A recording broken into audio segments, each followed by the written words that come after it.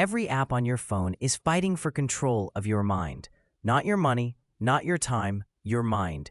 Because in the modern economy, human attention became the most valuable resource on Earth, and most people have no idea how aggressively it's being extracted from them. Think about how often you touch your phone each day, not consciously, automatically. A vibration, a notification, a moment of boredom. Your hand moves before you even think about it. That's not accidental behavior. It's conditioned behavior, and the conditioning is becoming more sophisticated every year. A few decades ago, companies competed for physical space, shelf space, billboards, TV commercials. Now they compete for cognitive space. The average person sees thousands of digital stimuli every day. Headlines, alerts, videos, messages, recommendations. Your brain is constantly filtering information to decide.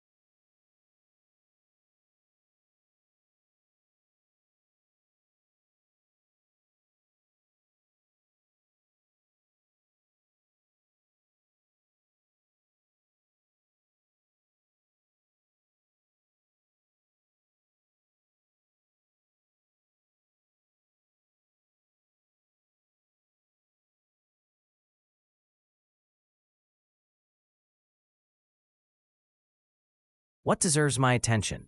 And increasingly, algorithms are making that decision for you. Most people believe they choose what they consume online, but recommendation systems quietly shape those choices long before conscious thought appears. Think about this. YouTube doesn't just respond to what you watch, it predicts what will keep you watching.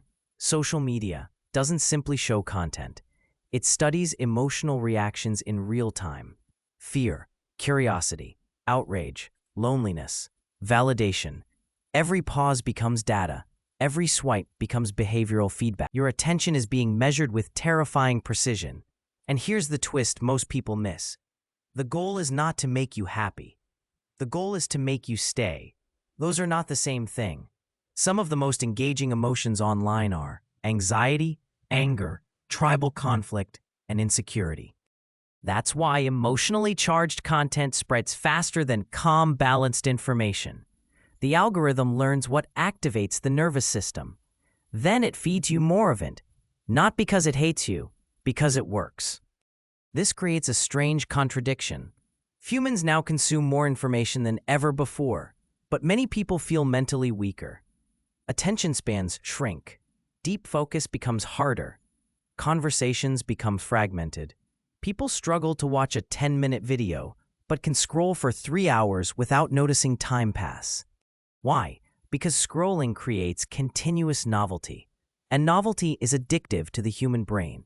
Every swipe carries possibility, a new opinion, a new joke, a new threat, a new emotional spike. Your brain keeps pulling the lever, like a slot machine made of infinite information. But the attention economy changes more than focus. It changes identity, because what you repeatedly consume slowly becomes your psychological environment, and environments shape behavior.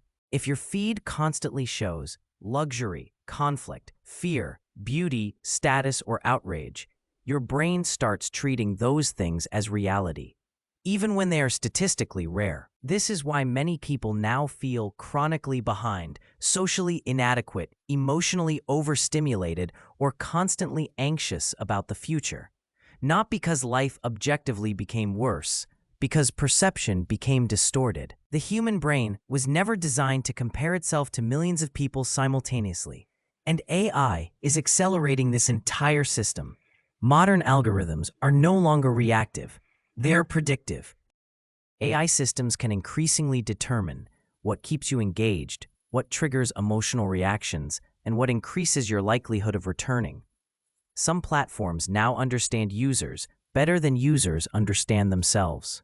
That sentence sounds dramatic, but think carefully about it. Your phone knows when you sleep, what you fear, what captures your attention, who you interact with, what makes you hesitate, and how long you stare at certain images. That is an unprecedented level of psychological intimacy, and most people volunteered for it willingly. The danger is not just distraction, it's fragmentation. A fragmented attention span eventually creates a fragmented inner life. Thoughts become shorter, patience decreases, reflection weakens, silence starts feeling uncomfortable. People become conditioned to constant stimulation because stillness no longer produces enough dopamine. And when that happens, the mind slowly loses its ability to rest. But here's the deeper problem. A society that cannot focus becomes easier to influence. If human attention becomes shallow enough, people stop analyzing deeply. They react instead of reflecting. Emotion replaces reasoning. Speed replaces wisdom. Impulse replaces intention. And systems built around engagement profit from that instability. Because distracted people consume more, click more, scroll more, buy more, react more. Attention is no longer just a psychological issue, it's an economic battlefield. So what do you actually do about it?